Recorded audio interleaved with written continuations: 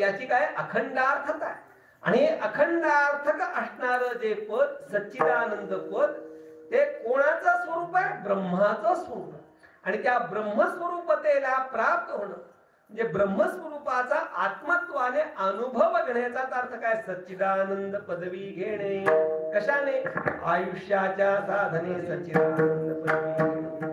आणि या सच्चिदानंद पदवीचं महत्व इतर पदांपेक्षा इतर पदव्यांपेक्षा कैक पटीने जास्त आहे.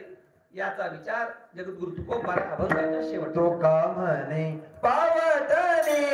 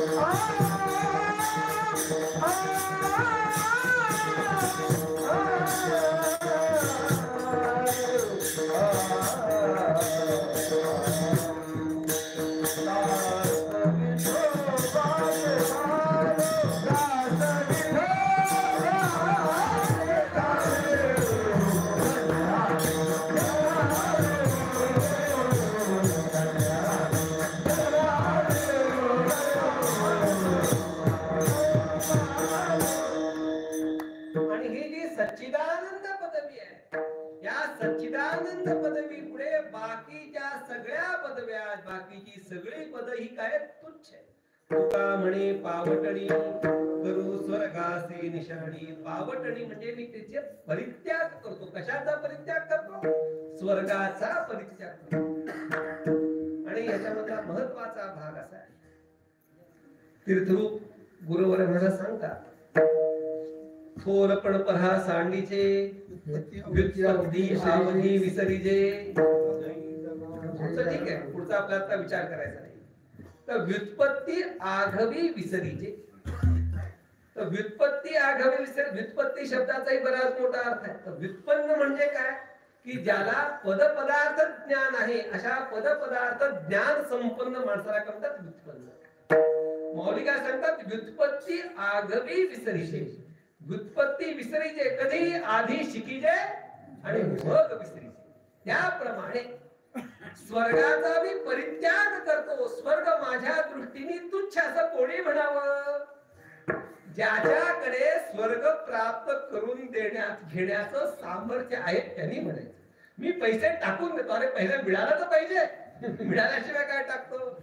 त्याप्रमाणे स्वर्गाची पावटणी करू म्हणजे स्वर्गाला मी तुच्छ समजतो. कोणाचा म्हणण्याचा अधिकार आहे? जगद्गुरु तुकोबारायांचा म्हणण्याचा अधिकार आहे. आपला तो म्हणण्याचा अधिकार नाही. आपल्याला साधं दिल्लीला जाता येत नाही, मुंबईला जाता येत नाही, स्वर्गाला जायची गोष्ट दूरची झाली. म्हणून स्वर्गाची प्राप्ती करून घेण्याचं ज्यांच्याकडे सामर्थ्य आहे असे जगद्गुरु तुकोबाराय सांगतात. तुका म्हणे पावटणी स्वर्गासी. आम्ही स्वर्गाला तुच्छ लेखतो. पावटणी म्हणजे पायरी, आम्ही त्याला लाथ